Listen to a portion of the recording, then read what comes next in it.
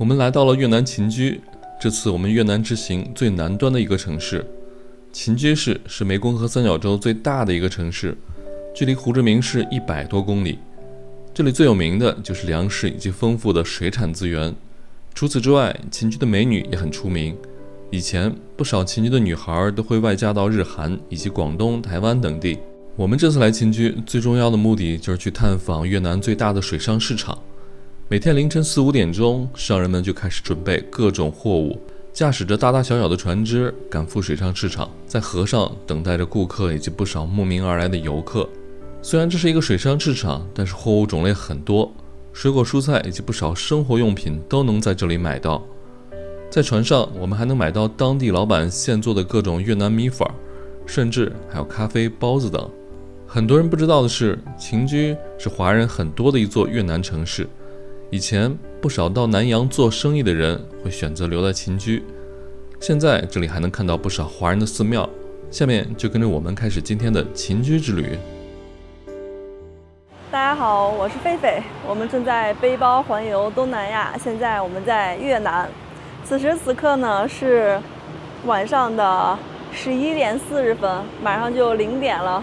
这个点呢，我们从酒店里出来啊，这会儿背包出行了。夜间出行我们要去哪里呢？今天我们去一个很神秘的地方，一会儿我告诉大家。我们刚刚叫了一个 Grab， 这会儿呢坐车出发去范屋老街，从那儿呢坐大巴去一座城市。这个城市呢是越南的第5大城市，也是越南的5大直辖市之一——秦居。那大家可能会很好奇，为什么我们2个选择在深更半夜这个时间点出行呢？文涛，你来说，我们去秦居要去做什么？去游览秦居的水上市场。对，那个水上市场呢是有很多年历史的，因为秦居那个位置呢是湄公河三角洲地区，它的就是之前可能沼泽地比较多一些，路上的交通不是很方便，但是水系航运很发达，所以当地人呢就在水上用一些小船进行交易。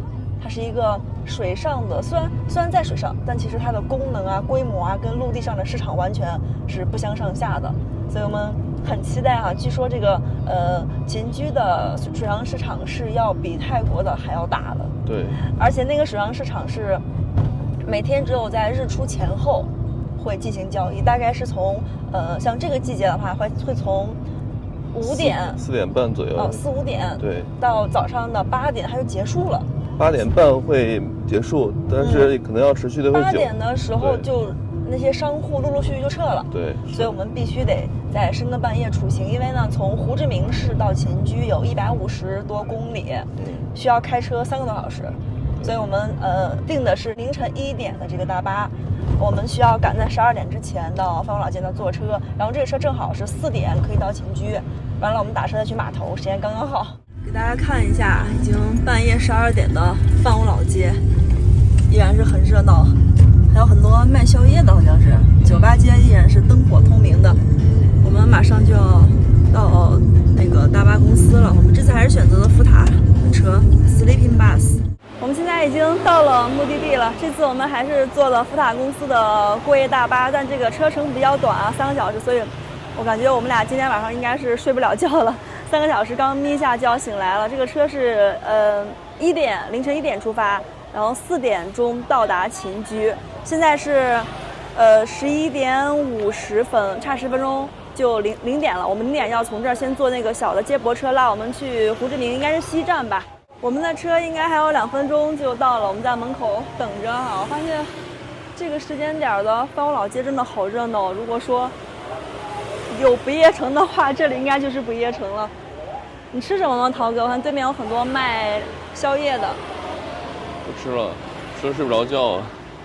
我们俩明天早上，现在已经0点了，应该就是再过上4个多小时，等我们到了秦居水上市场，在那儿就可以吃早饭了。那个市场听说是有那种米粉船、水果船、咖啡船，可以乘船在其中穿梭，可以买到不同的吃的喝的。对，所以我们就把肚子留到秦居再吃吧。我们的车怎么还没有来？刚刚这个小美女跟我说是，再等上2分钟就来了。我发现胡志明市这个福塔公司工作的时间好晚啊，现在已经是0点了。我们刚刚在里面还买到了返程的票，就售票的那个女孩还在工作。挺辛苦的。我们现在坐摆渡车去汽车站，依然是灯火通明的三五老街，哇，好多美女啊！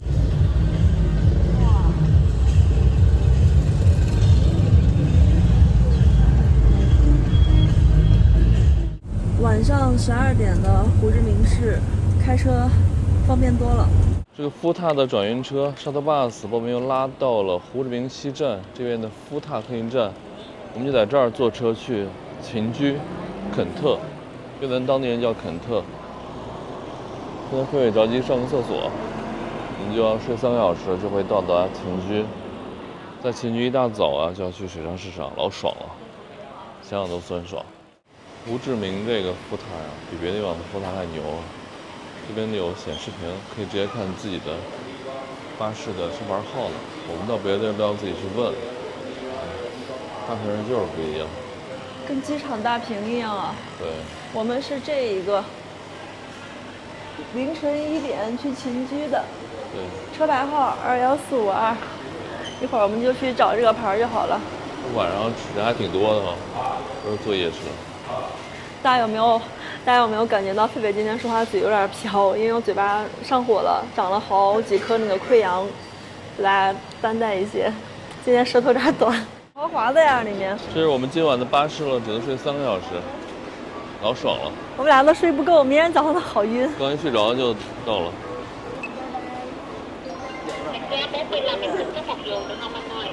我们睡在最中间，我们买票的时候已经没有位置了。那感觉怎么样？我是中间的第一排，我们是下铺这次。对，我觉得没有被子，感觉有点冷。睡会儿吧，睡会儿就到了。好的，晚安。待会儿我们在秦居见。现在是凌晨的3点10分，我们的车早到了。本来呢，我们是3个小时的车程，结果2个小时零10分钟，我们就已经到了秦居的车站了。所以我现在和涛哥很彷徨，我们何去何从？我们该去哪儿？我们好困。给大家看一下凌晨3点多的秦居车站，很多乘客。这些车呢，全部都是发往西贡的胡志明市啊。我们从福塔这个巴士站出来之后呢，门口有一个出租车司机师傅，然后狒狒跟他打听了一下我们去哪儿。我们现在就去水上市场那边去坐车。汉让水上市场。对。不过呢，我们没有通过 Grab 交，而是我们在旁边等车的时候呢，这个师傅就过来了。他跟我们问了一下我们去的地方，跟我们谈了一个价格，其实跟 Grab 价格差不多，但只是就算是走到线下这种吧。不过他的车上也贴了 Grab 那个标识，他平时是接单的这种师傅。是的，那个司机啊，把我们拉到那个地方，它不是一个大的码头。带我们逛水上市场，带我逛水上市场，然后吃喝喝，然后去花园看看包皮糖和汤面的特色菜。我们谈好了一个船的价格，从这儿走60万3个小时，但现在不知道怎么去河边。翻过去吧。哦，直接翻过去。前面就是我们的船老大了，对，他还会带着我们一起去。对。哇，这没有水。哎呦，现在是凌晨5点，这边大概6点天会亮。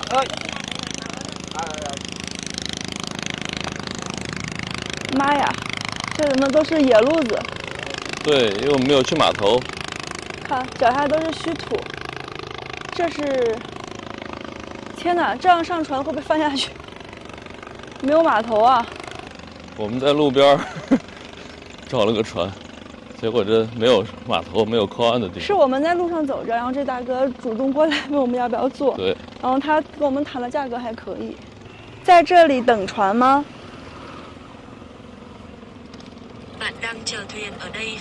？OK。还有1个小时天就亮了，我觉得天这种黎明的时候啊，乌漆麻黑的，心里还是有点害怕。对，人生地不熟嘛。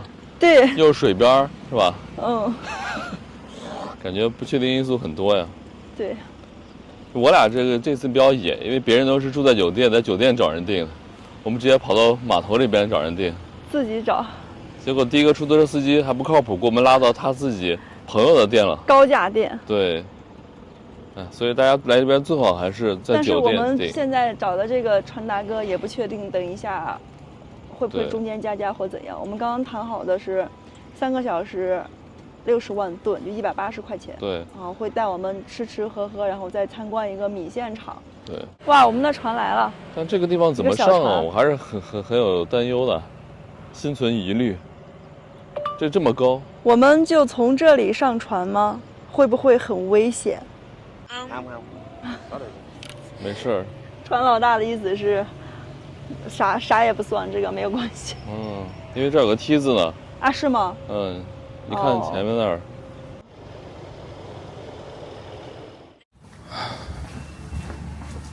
我们俩是费尽周折啊，现在重新找了一位船大哥，是一位大叔。第一位介绍我们坐他们家船的那个大哥啊，他刚开始跟我们说的是让我们2个人是承包整条船，就包船玩。后来呢，发现是条大船，是需要跟其他人一起坐的，而且价格是包船的价格。所以呢，最终我们找到了这里，这是一位大叔，他跟我们说，2个人能玩2个小时，一条小船，包条小船2个小时是，120块人民币。对，如果说我们再想多玩的话，可以跟大家商量吧。反正我觉得2小时应该大概率是够了。是。哎，好难啊！太难了。我们今天跟无头苍蝇一样，所以大家以后如果想来这个地方玩的话，还是提前啊联系酒店，帮你订一个1日游什么的。这种自由行，因为这个地方都是本地的，他们不以旅游为生，主要还是以这个做生意吧，小生意，所以他们不会英语。对，这就很难。大叔过来了，我们现在下去吧。好，我们要从这样很简易的一个码头下去，看样子比较难啊。对，不太好停，因为这不是正规的码头，很简易的。对，简易的。你看那个大的那个游船，已经很多人过去市场玩了。是。这会儿天还没亮啊。对。5点40，在20分钟前就亮了。好。我们是不是要从这个大船穿过去再上小船啊？这就是蔡让的大桥吗？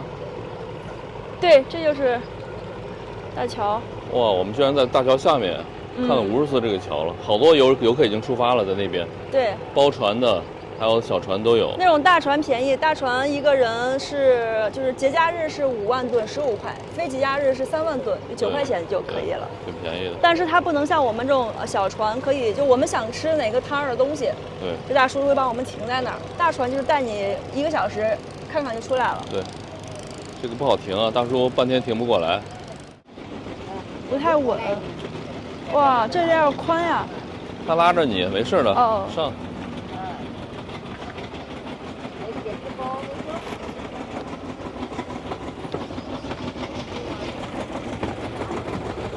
OK， 终于上来了。虽然我们这个船破了点吧，但是还挺好的，因为不像别的船有棚，我们没棚，是敞篷版的。晒死了，一会儿太阳出来热死了。大叔先带我们回去看一下，应该是这边要从桥底下过一下。对。看那个人拉了好多矿泉水饮料，卖货的也去了。这个地方呢叫蔡让水上市场。对。我们中文的读法啊，说还蔡让让。对。其实呢，本地是有夹发音的。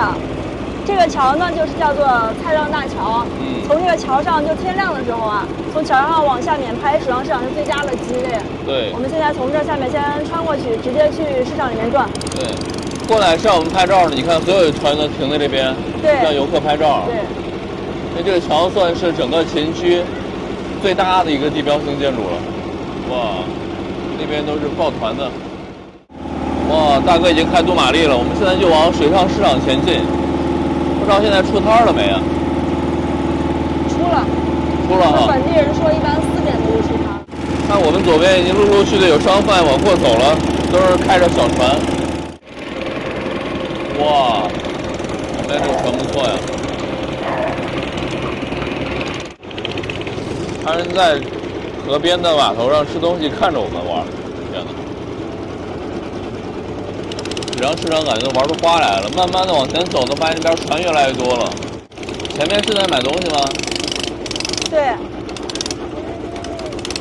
他们那个大船上面客人比较多，所以呢，那些水果呀，还有卖那些饮料的都围上去了。如果他们需要买的话，然后把两个船就是同时停下来，相对静止的时候绑在一块儿，然后交易这样子。你看，他们两个船都停下来了。对，现在在询价过程。哦，这是卖菠萝蜜的，还有水果的。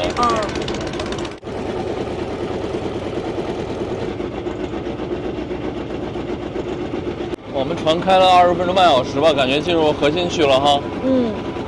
这个水上市场还挺大的，我们开船过来，20分钟，感觉开了有个2公里左右吧，那速度比较慢一些。哇，这是西瓜吗？对，像是西瓜。一会儿找找有没有我们喜欢的，我们可以停下来买点儿。这边天亮起来，亮得可真快啊，一会儿就亮了。早餐区我感觉那边。对，有点像啊。好热闹啊！这边面据说很有名呢，早餐那个吃个面，哇，这个狗子不错呀，在船上望风呢。很多人都说来到这个水上市场啊，一定要吃一个热腾腾的这边的当地的汤面，但我们现在还没找到汤面在哪儿。哦，这边好像已经有面了，贝贝，你看。哇，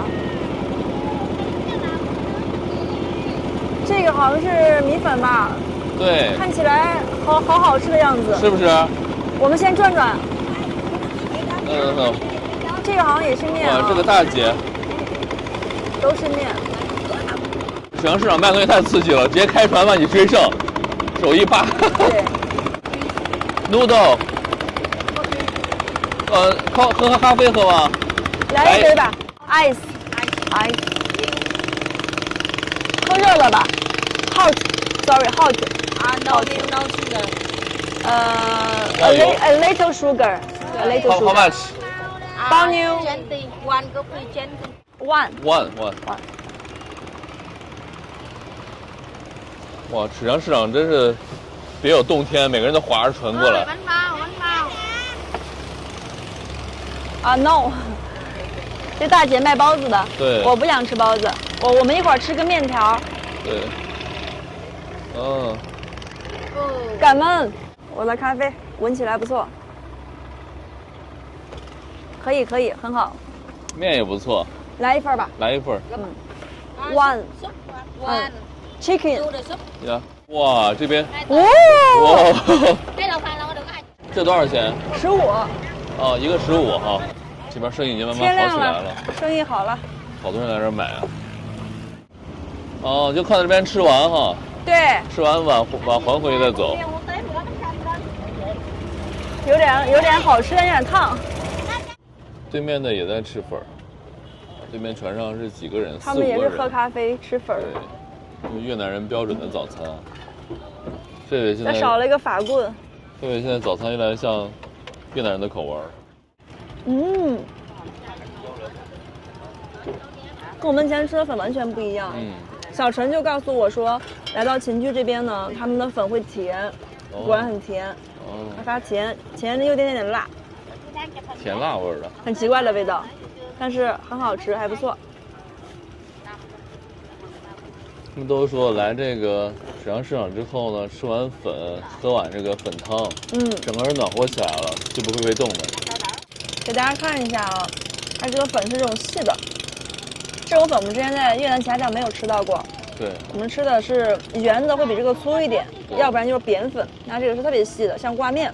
是。然后它肉给的还挺多的啊，这一碗是15块钱人民币。我已经吃了好几片肉了，还有很多肉，看，这是猪肉。然后生菜、豆芽这些。是，但这边价格是要贵一些的，感觉。它比岸上肯定要贵一些的，毕竟呢，其实。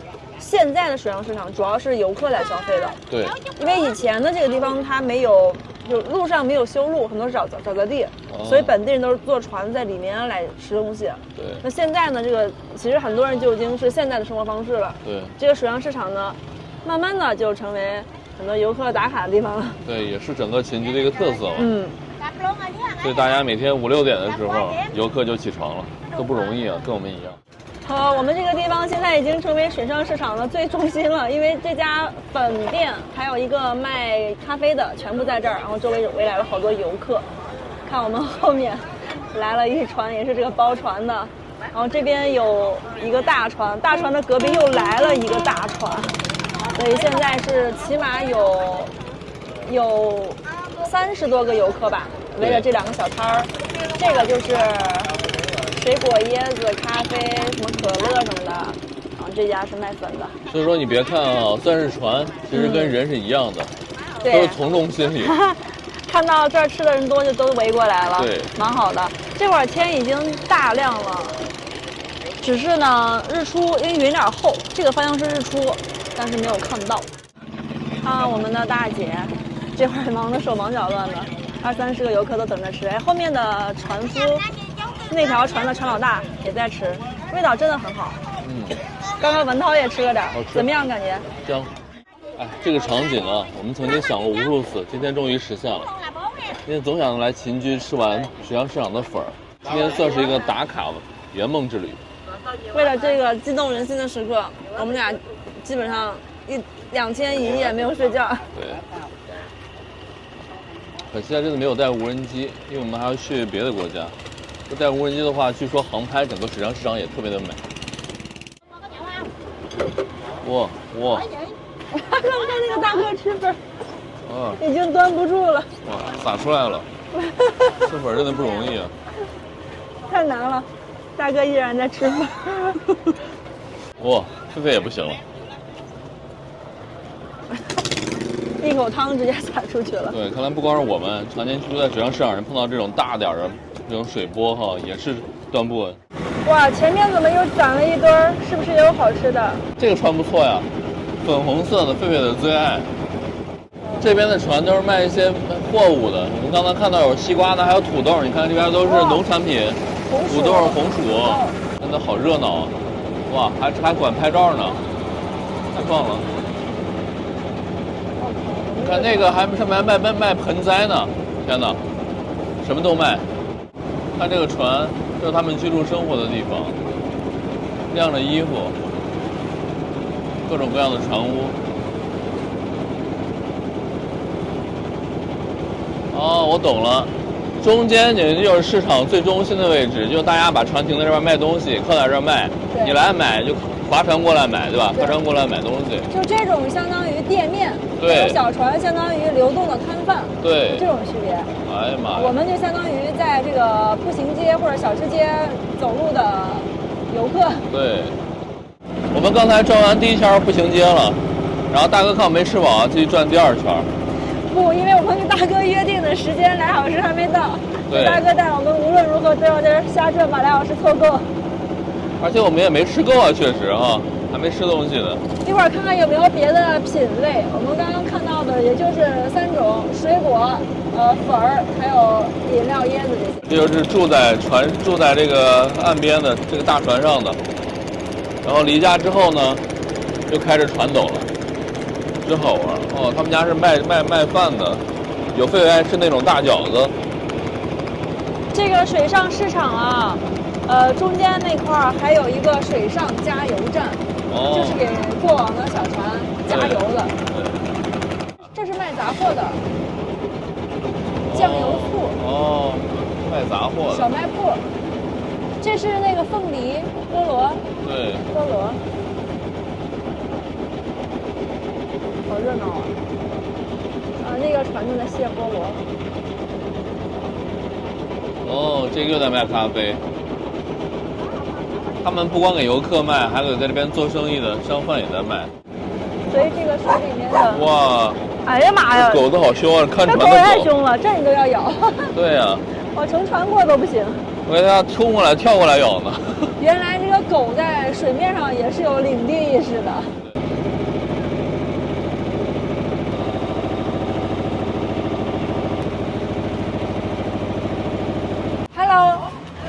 Coconut, how much? Coconut? Yeah. 2万一个，6块钱。1. Chú Diệu chú ơi. Chú Diệu. 都认识。Ai Quỳnh ơi. Cảm ơn. Chú ơi. Không rồi, máy một chạy nhờ. 哎呀，好原汁原味的椰子呀， Chạy đâu anh lặng ở đâu, chạy đâu ơi, chạy đâu ơi. 可以的。他们还帮忙拉一下。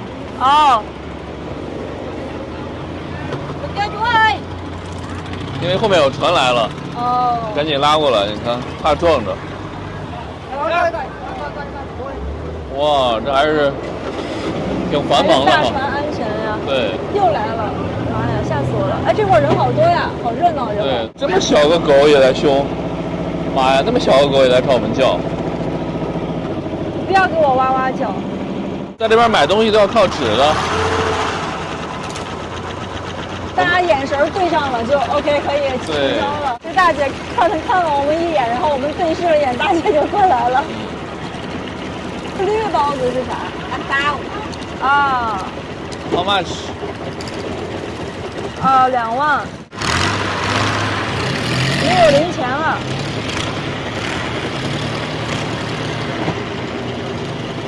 哎呦，没有哎！哇，大姐吓了一跳，好费劲儿，刚才差点经历一场水上交通事故。吓死我了！刚刚我们又买了2个包子，一个包子6块钱，对，6块钱，包子2万6块钱。包子挺大的，但是这边感觉越南的包子都贵一点哈。哦，我先尝一个吧。我很好奇的是，这个绿色的是什么味儿的？看一下什么馅儿的？哦，它是这种甜的。嗯，这个不知道是什么馅儿的，我觉得有点像香芋，甜甜的，椰蓉挺好吃的，不是椰蓉，就是很甜，像香芋的味道。这个白色的，我觉得应该是肉，大概率是猪肉。对，看一眼。哦，天哪，这是什么？鸡肉，不是鹌鹑蛋，鹌鹑蛋厉害了。然后里面也有猪肉，挺香的这个肉包子。这水上市场真是牛，那边还有个挖掘机。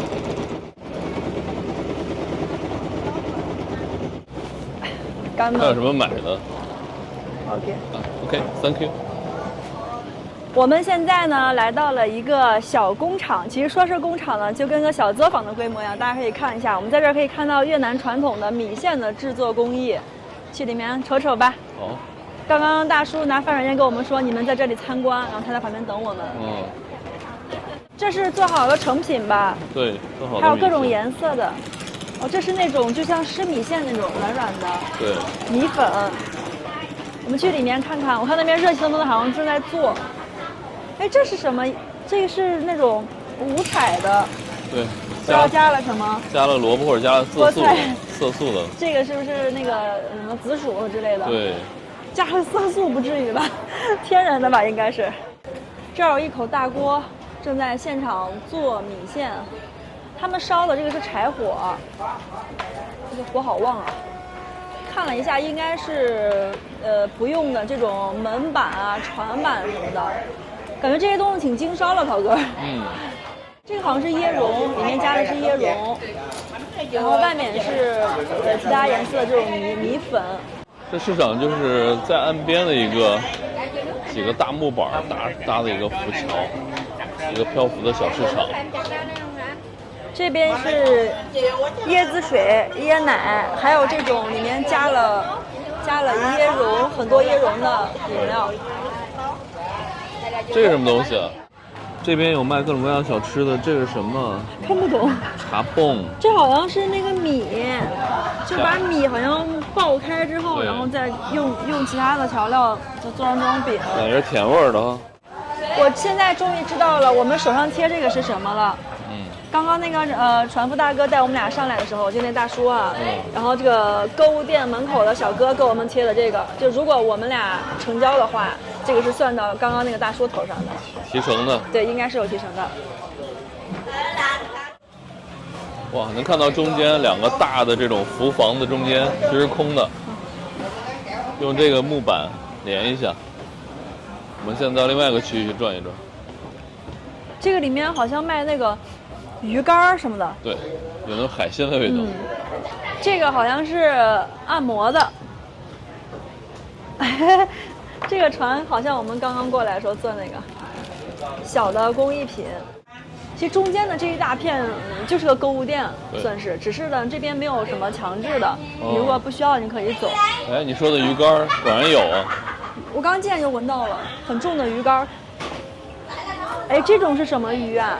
又小又细的这种，是不是叫什么银龙鱼什么的？不知道。好香啊！哇，这鱼味好重。很鲜很鲜。这还有石头饼吗？哦，不是石头饼，这像柠檬切成片儿之后那种。柠檬。对，有一种我们陕西特产石头馍呢。柠檬就是深入越南人的各种生活的痕迹，角角落落都有。我们转了一圈，发现这边特产都不太好带，我们就不买了，买点小吃吧。我想喝这个，因为我们马上就要离开越南去下一个国家了，不能买太多特产带着。Hello, how much? 25. OK, one. 7.5块一杯，加了很多椰肉的椰子水。刚才那个台湾的大叔跟我们说，这个是那个什么水椰子。其实我们最近经常在越南乘船去那种椰林里面玩啊，椰林里面就有这种水椰子。Come on. Hello, this from this. OK, thank you. 原来不是普通的椰肉，多少我又忘了，2.5万。对，2.5万。2.5万。OK, come on. So what's this? Cốm dẹp. Ồ, biết nói sao? 椰蓉。Cốm dẹp. 水椰肉我还没吃过呢。看，好大块的椰肉啊！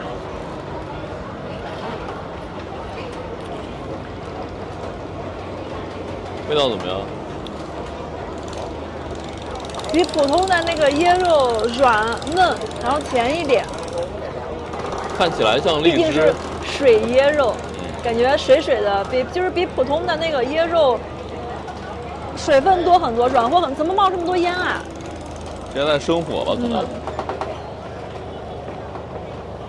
不错，真的有点像荔枝啊。看起来就特别像荔枝。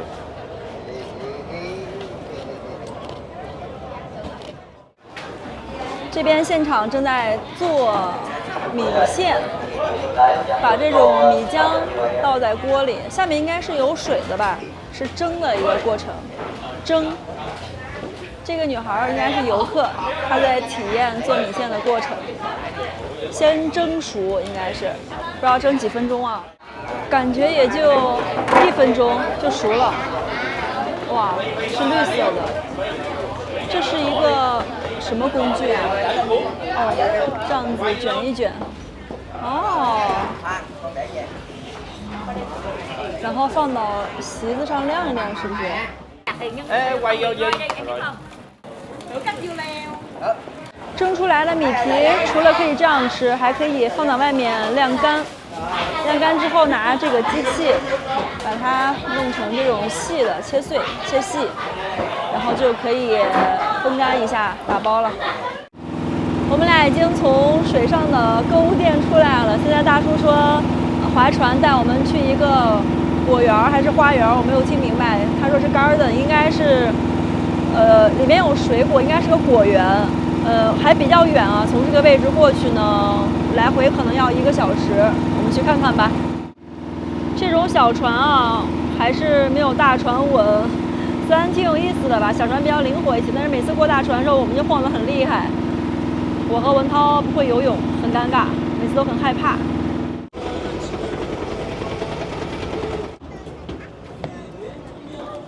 懂了，这种果园都是让大家来买东西的哈。哦，他说的果园其实就是一个卖水果的小店儿，但它后面有一片果园，我们去转转吧，看看。我们到这边的果园了，然后这果园是要收费的，3万块钱一个人，就是9块钱哈。9块钱，2个人18的门票。谢谢。谢谢。Come on。感恩。刚刚我们问了一下这个小美女啊，她说这个里面呢果园是让我们参观的，但是上面的水果不能采摘。不过呢，参观完了之后回到这儿会给我们送一个果盘，应该是这样子。我看这儿有很多，看西瓜，那个是什么菠萝蜜，就送一个果盘。其实就主要是让你去里面看的。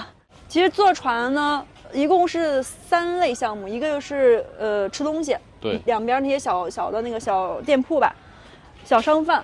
然后第二个就是参观米线工厂，第3项就是参观花园。它其实是一个流程的，当然中间你可以选择，像我们是这种包船的，我们可以选择不去。那种大船它一般都会去。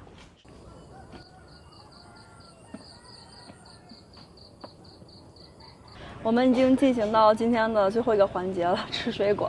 其他这个2个人18块人民币的门票进来，里面没有什么水果，我们看到就是椰子和菠萝蜜，对，还有一个我们俩都不认识的水果。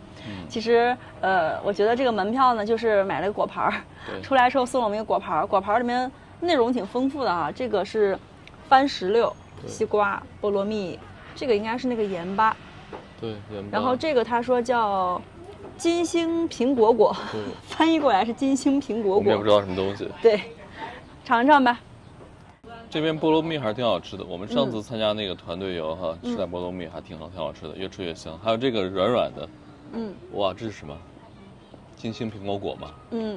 好吧，吃起来挺好吃的，虽然特别的软哈，有点糯的感觉，但是吃起来后味还挺香的。给大家看一下，我觉得我们中国的观众，尤其是北方朋友，可能都没有见过这个水果。对，它长得是有点像苹果啊。对，苹果果，因为那个女孩是谷歌翻译过来的。对。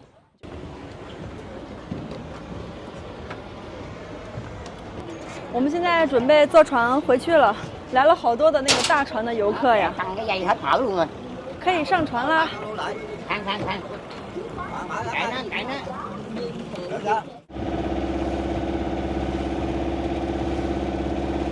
现在是早上的7点40，整整2个小时，我们又回到了出发的那个小码头了。这就是蔡让大桥。我觉得大家以后来啊，还是要早一点，因为我们刚回来的时候路过那个市场啊，已经有很多的商贩都撤了，大家都是在日出，就刚刚日出吧，6点20的那个时间段会来玩，这个点已经基本没有啥人了。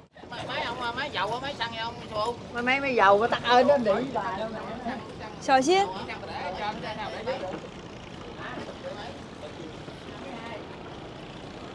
我们回到岸上啦，快给大叔结钱。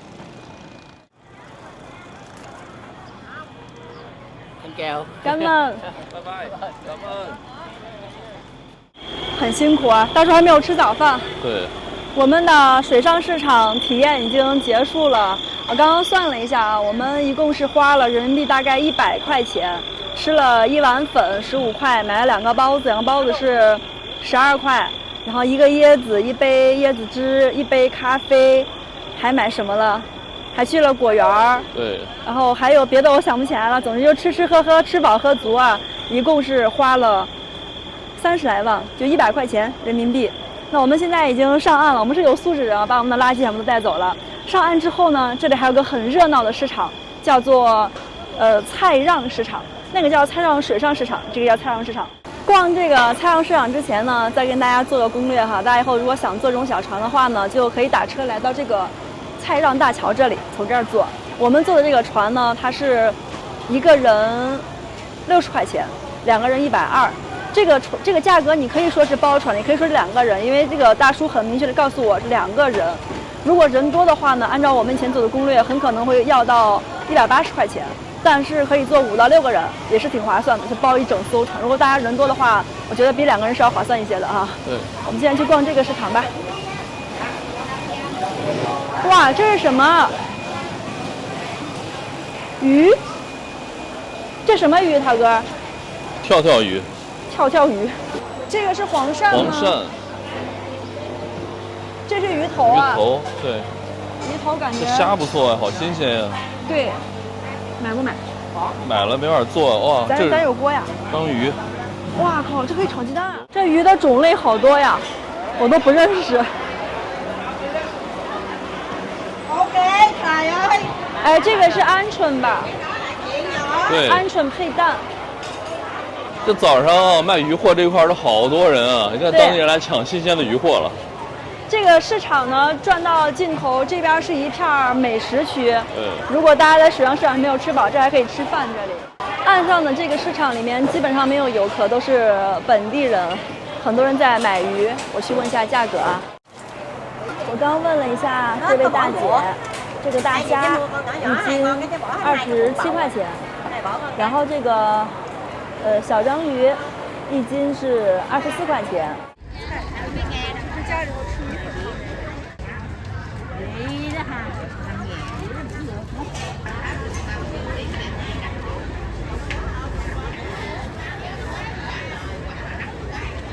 这个市场的外围还有卖蔬菜和水果的，给大家看一下越南水果的价格吧。这个就是我们刚才在果园吃的，1公斤6块。这个也是我们刚吃过的，1公斤4块5。这个是那种涩涩的芒果，没有熟透，不是很甜，1公斤4块5，价格倒是不贵，但是这个不是很好吃。这个应该是红心火龙果，1公斤6块钱，也挺便宜的，1斤3块。还有西瓜，西瓜1公斤3块9，1斤2块，还可以。我们再去看一看蔬菜，越南的蔬菜种类还是很丰富的，跟我们差不多，好像品种都差不多。这个大姐卖的是绿叶菜、茼蒿、香菜、地瓜叶，还有小葱。哎，这家写价格了，可以看一下这家的价格。这个是豆角，1公斤4块8。这个是番茄，番茄1公斤也是4块8。苦瓜1公斤3块6，茄子1公斤3块。这个是包菜，包菜1公斤3块6。这个是地瓜，不对，好像是芋头。这个价格是1公斤6块钱，好像还挺便宜的啊。这个市场肯定是要比超市便宜的。我们前2天在超市感觉越南菜价还挺贵的，这边看的话还可以。早上的市场还是很热闹的，人来人往的。越南这个特色的斗笠真是好用，太实用了，挡风挡雨挡太阳的。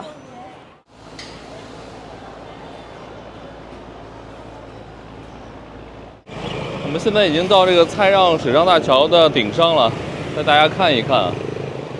我们早上就是从这个位置在这儿坐船的，找了一个4人的船，然后呢，大家就是在这儿坐上船之后，或者在我身后还有个码头，在那边坐上船之后呢，就沿着这个河一路往前开，然后在前面那个位置，就是水上市场了。一定要早上大概8点之前来玩，因为8点之后呢，基本上那些摊位啊，包括那些船啊，都撤了很多了，看不到什么了。我们已经从水上市场的蔡让大桥走过来了。其实呢，秦居市的市区是在桥那头的，离这个位置呢还有5公里左右。那我们就不过去看了。因为大家知道呢，越南一共是5个直辖市，分别是河内、胡志明市、海防市、岘港市以及这里秦居。所以呢，作为一个越南的大城市，城市的面貌都差不多，我们就没有必要去专门去看了。不过呢，秦居依然有它的特别之处，就是这里的华人非常多。大概是在明朝末年的时候，有很多华人不服满清的统治，就从中国迁移到了湄公河三角洲地带。而秦居呢，就是华人分布比较多的城市。秦居呢，市区是有很多的华人店铺的，就跟我们之前在胡志明市的第5郡、第6郡那里的情况很像。这边还有一个隆福寺，是一座很中式的寺庙，还有很多华人会馆，这边也有福建会馆、广东会馆等等。那今天我们半夜3更摸黑坐车来到秦居的半日游就结束了。等一下呢，我们就要去福塔的巴士站坐车回胡志明市了。因为从昨晚到现在，我们俩基本上都没有睡觉，所以我们回去之后好好的休息一下，休息1天。在之后呢，我们就会离开越南，前往我们这次旅行的下一个城市柬埔寨了。拜拜。